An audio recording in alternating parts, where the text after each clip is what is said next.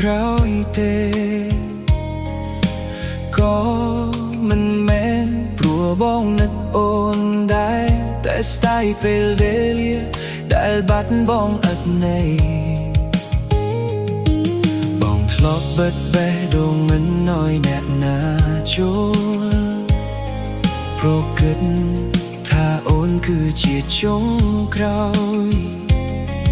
នោះសល់អដែលបងទុកចិត្តទាំងស្រុងមិនគិតថាថ្ងៃ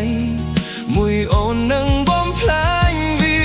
បងធ្លាប់ជឿថាអូនស្មោះត្រង់ធ្លាប់ជឿថាអូនខំ